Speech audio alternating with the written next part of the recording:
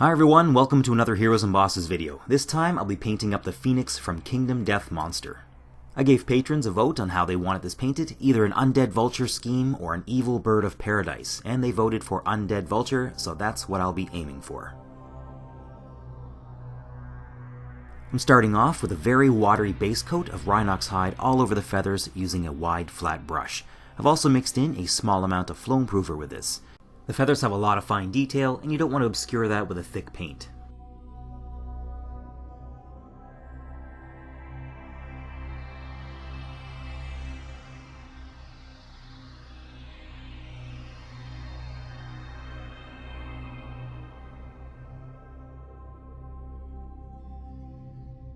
Next I'm doing the same thing with Mournfang Brown.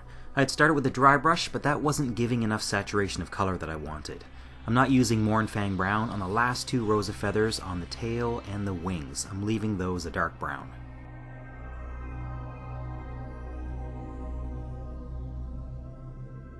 So here's how it looks so far with the first two colors on.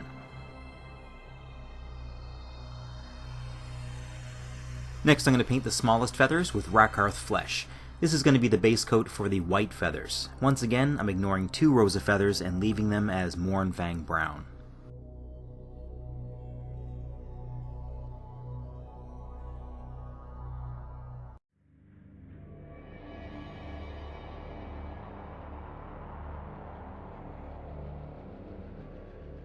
And here's how it's looking now with the three base colors on for the feathers.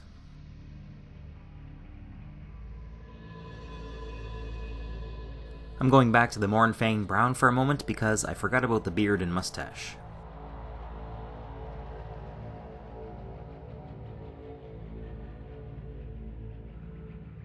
Next I'll be using two different skin tones, a darker and a lighter color. The exact colors don't matter, but I would recommend that the two you use are both from the same company. I'm starting off with a darker color, and I'm base coating everything that looks like skin, so the hands and legs, the head, and the long claws that extend from the wingtips. I'm also using this on the comb of flesh just behind the head.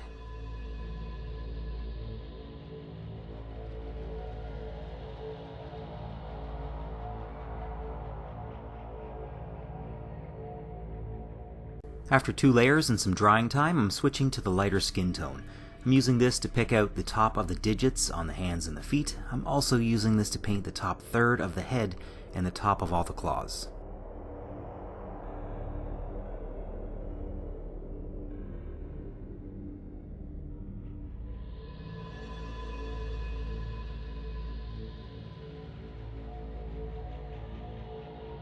Next I'm painting the inside of the mouth, and I wanted this to stand out a bit more. The face on the inside is going to be painted with the dark skin tone, which in this case was Iridian Flesh from P3. However, the tongue and the inside of the beak are getting a mix of 2:1 Iridian Flesh and Khorne Red.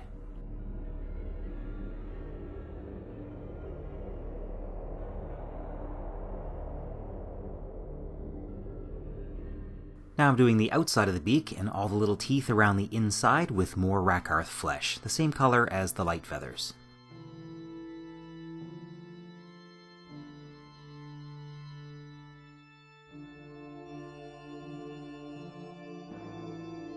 For all of the talons or claws, I'll be using German Grey from Vallejo.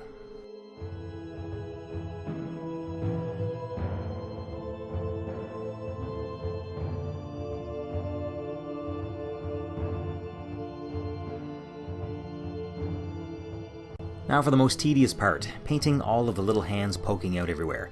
I'm using my light flesh tone for this, Khardic Flesh from P3.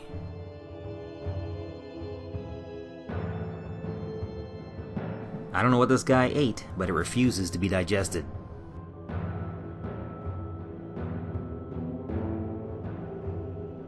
So that's all the base colors on, and here's how the Phoenix is looking. Next I'm switching to washes, and I'll be mixing a few colors for this. For the darkest feathers, I'll be using equal parts Druchii Violet and Agrax Earthshade. I think I put around 15 drops of each into this shot glass.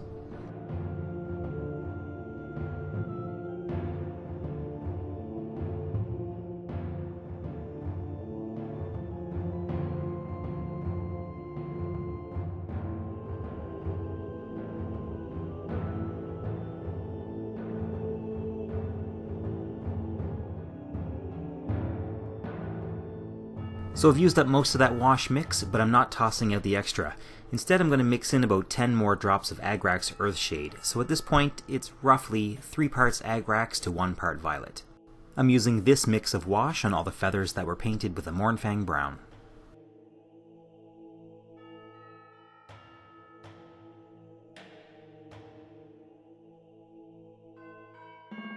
Once those feathers are covered, I'm adding 10 more drops of Agrax into the shot glass, along with a bit of water. I want this color thinned down a bit because it's going over all of the feathers painted with the Rakarth Flesh.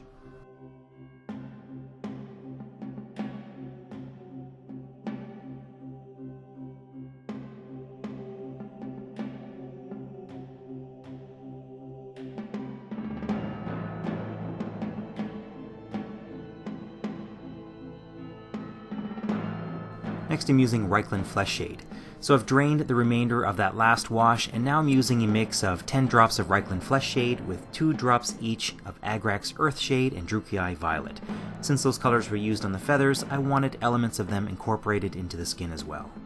This wash is being used on everything that didn't get a wash yet, so all of the skin, the beak, the claws, and all of the little hands.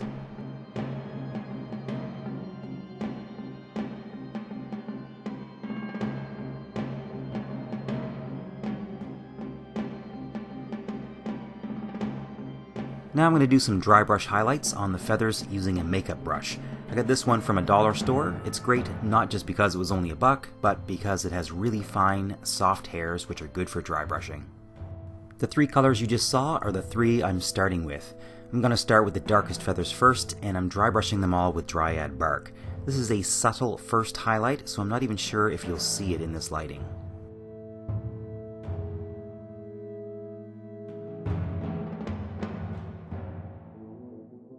Now I'm switching to XV88 and dry brushing the middle feathers. I'm going slow and easy here. I don't want to overdo it and accidentally get paint into the grooves of the feathers. If you do though, just do a quick touch-up with some Agrax Earthshade. Next I'm doing the lightest feathers. I'm first dry brushing all of them with Flayed One Flesh, but then I'm going to do a second, much lighter dry brush with Ivory from Vallejo, but a pure white works perfectly fine too.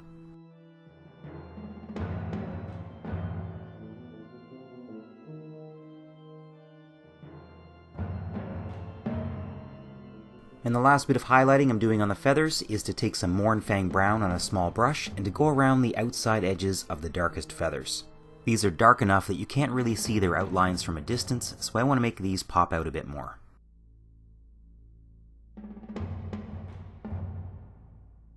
Next I want to add some more color to the skin.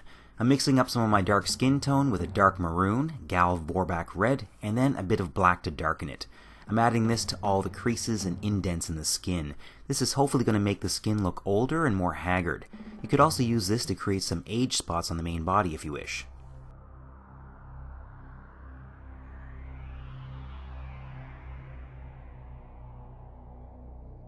Now I want to paint some angry looking sores. The phoenix has these gross looking carbuncles all around its neck and body.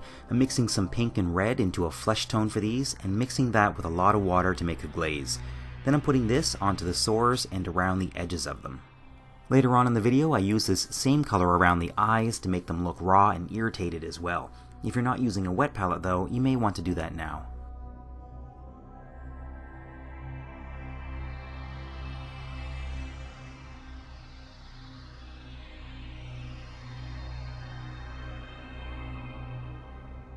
With all these hands coming out of the sphincter, it would probably be irritated too. Next I want to make the sores look like they have pus on them, so I'm mixing a yellowish color with roughly equal parts Averland Sunset and Flayed One Flesh, and then I'm adding water to make a glaze. Then I'm applying this around the rim of the sores, slowly building up the color.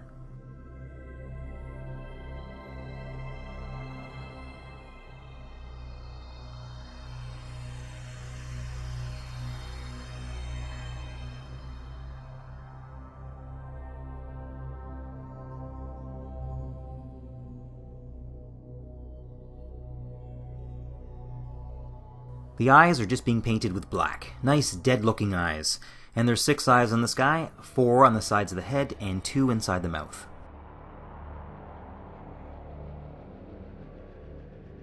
Next I'm taking a little more of the Khardic Flesh and touching up any of the tiny hands that were hit by the dry brushing. While I have this on my palette, I'm just going to highlight the eyelids and some more of the prominent folds in the skin. The beak is getting a coat of Karak Stone. I'm painting the entire thing, but I'm avoiding all the little grooves and pits. I'm just leaving those areas dark.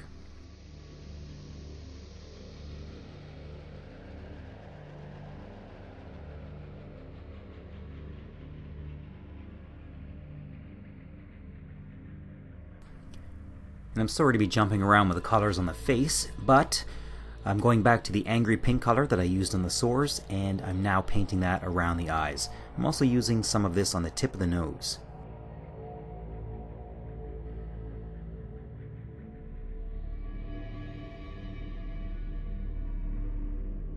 Next I'm using some Screaming Skull, and I'm putting a small dab of this onto each of the teeth.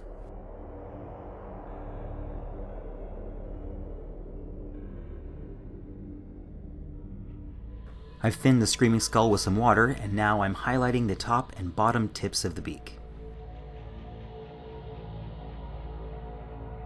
This mustache wasn't quite as dark as I wanted, so I'm giving it another wash, this time with some Nuln Oil.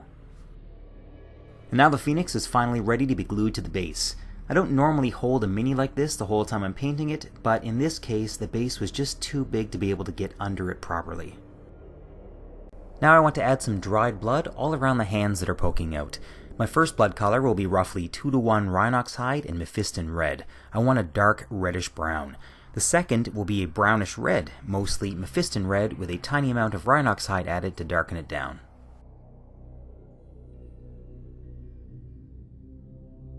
I'm starting with a darker blood color, and I'm adding it all around the base of each hand, and then a few splatters in random places. I want it to look like these hands have torn their way out of the Phoenix. After that I'm switching to the brighter blood color, and I'm splashing this around in the same areas, but less of it. I don't want to cover up all the dark blood. Once the paint is dry, I'm spraying this entire thing with a matte varnish to protect it.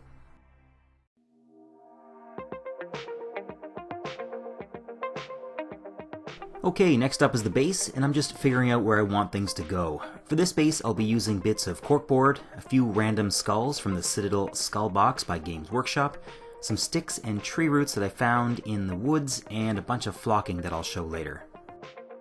The first step for this base is to glue down a few pieces of the cork, just to give some variety to the ground.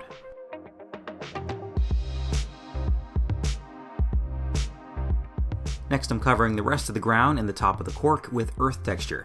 This is Vallejo earth, but any earth texture will do because we're going to be painting it anyhow.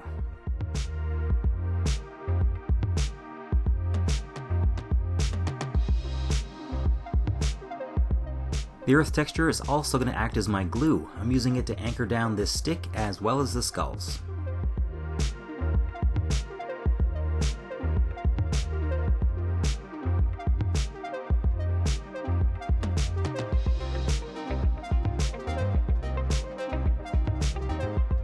This tree root is actually going to become a twisted young tree that never got upright, and I'm also sinking this into the earth texture.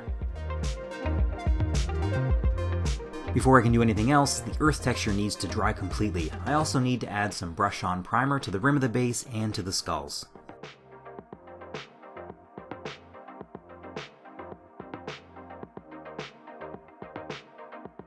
The next two colors I'm using are Dryad Bark and Deathworld Forest. I'm starting with the Dryad Bark, and I've mixed this with an equal amount of water. This is going to be the base color for the dirt.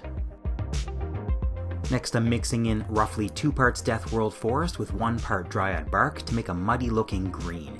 And this is what's going on the giant tree stump the Phoenix is standing on and all of the skulls on the ground.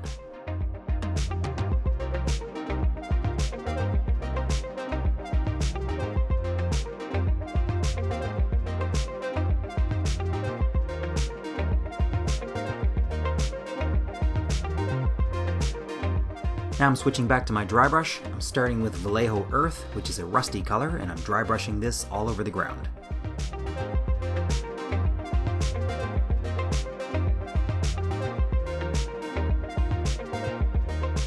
Once that's done, I'm using German World War II Beige from Vallejo to dry brush the big tree stump and the skulls.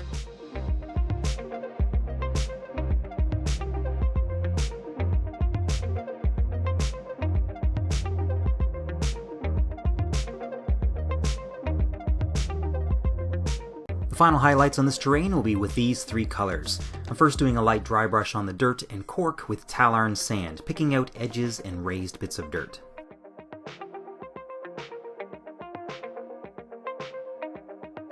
Next I'm doing a very light dry brush of Screaming Skull on the skulls, and finally Celestra Grey on the tree trunk.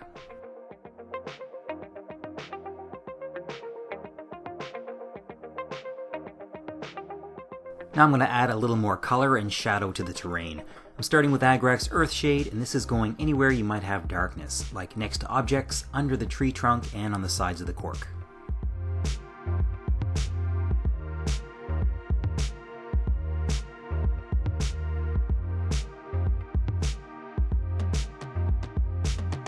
I'm also using this to bring out some of the details in the tree trunk by putting it into cracks and creases.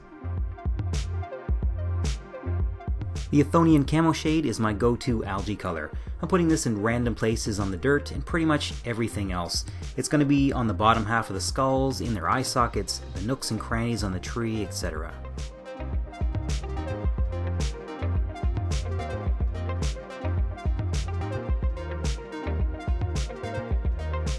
Next I'm switching to my moss and flocking. The first thing I'm doing is using some AK Interactive moss texture and superglue to put leaves on this little tree. Now I want to make up a mossy sludge using PVA glue and some different moss textures. I always add a little water as well just to get a better flow from the mix, but this is optional. I'm using two different moss textures for this part. This one is Woodland Scenics Burnt Grass Fine Turf. Then I'm throwing in a pinch of the AK moss texture and stirring everything together into a sticky mush.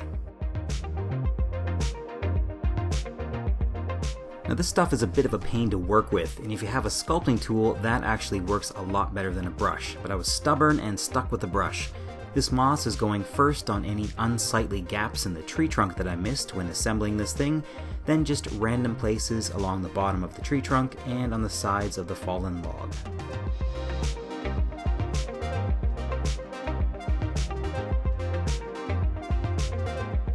Next I'm adding some static grass. I've mixed my PVA glue with a bit of water and dabbing this in random patches on the ground. The grass I'm using is just the one type of static grass carried by Games Workshop.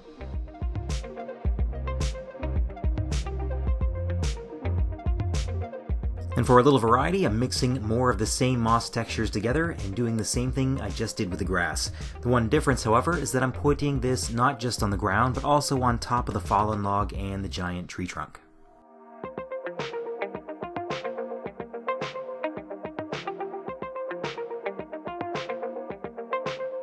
After the moss is on, there's only a few small steps left.